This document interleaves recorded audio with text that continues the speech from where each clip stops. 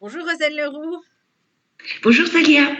Alors c'est vous notre auteur du guide Petit Futé Galice, Cantabrie, Asturie, Castille et Léon. Et vous avez plein de conseils à donner à nos lecteurs, à commencer par les balades et les visites. Alors qu'est-ce que vous leur proposez? Alors moi je vous emmène sur le littoral de la Galice, le long de la Costa de la Muerte.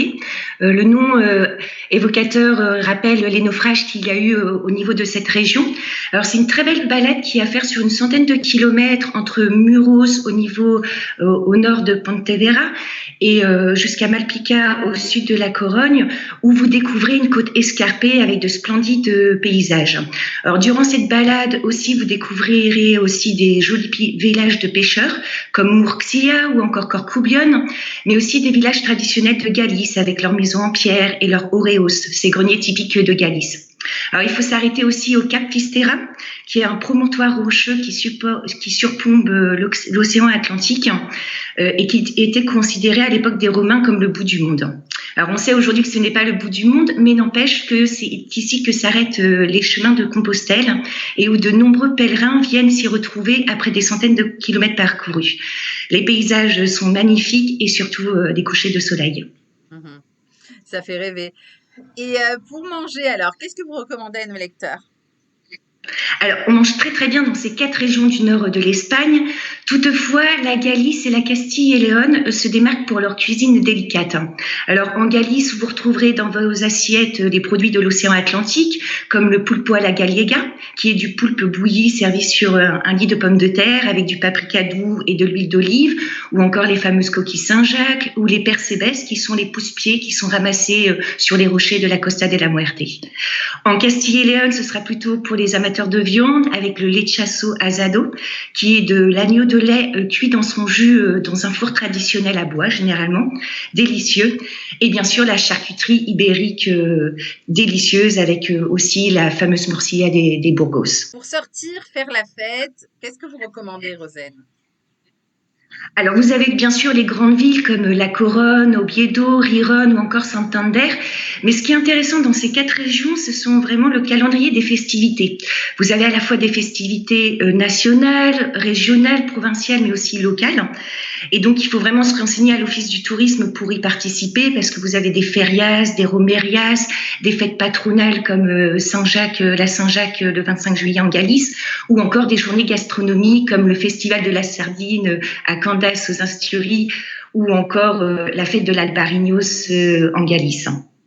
Donc au programme de ces festivités, vous avez des concerts, des groupes folkloriques, parfois des processions, et généralement ça se termine par un superbe feu d'artifice. Et bien sûr, le tout dans une bonne ambiance chaleureuse et conviviale qu'on connaît de l'Espagne. Mhm.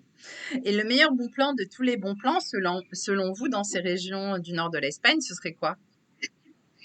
Alors, si vous avez envie de vous remettre en forme, moi je vous conseillerais la ville d'Ourense, au cœur de la Galice, qui est considérée comme la capitale des eaux thermales. Alors, on peut se balader dans la ville et aller se baigner dans des piscines d'eau chaude dont les températures peuvent monter jusqu'à 70 degrés. Donc, certains sont en accès public, hein, d'autres sont en accès privé, bien évidemment. Mais vous pouvez profiter de ces eaux sulfureuses qui sont considérées, qui ont des vertus médicinales grâce à leur forte teneur en sels minéraux. Super. Et quels souvenirs vous conseillez de ramener en fait de ces régions du nord de l'Espagne à nos lecteurs? Alors bien sûr, vous avez les produits typiques comme le vin, le cidre des Asturies, la charcuterie, encore les bons fromages du terroir.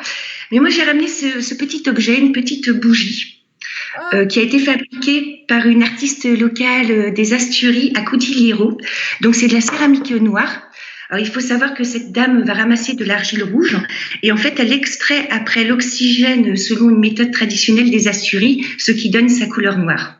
wow. Alors, vous avez aussi après des céramiques aussi en Galice, comme la fameuse porcelaine de Sargadelos, près de Cervo, qui est une véritable institution depuis le 19e siècle dans cette région, ou encore le centre traditionnel de poterie à Bugno, près de Malpica, où vous pourrez trouver aussi des créations originales. Mhm. Vous pouvez nous remontrer la petite bougie? Oui, bien sûr. Alors ici. Et vous avez un petit motif celtique juste ici. Mais oui, parce que la Puisque ce sont... Galice, c'est des Voilà. Celtes. Merci beaucoup, Rosane, pour toutes ces infos passionnantes pour ce guide nord de l'Espagne. Et puis, je vous souhaite une bonne continuation dans cette région. À bientôt. Merci beaucoup, au revoir.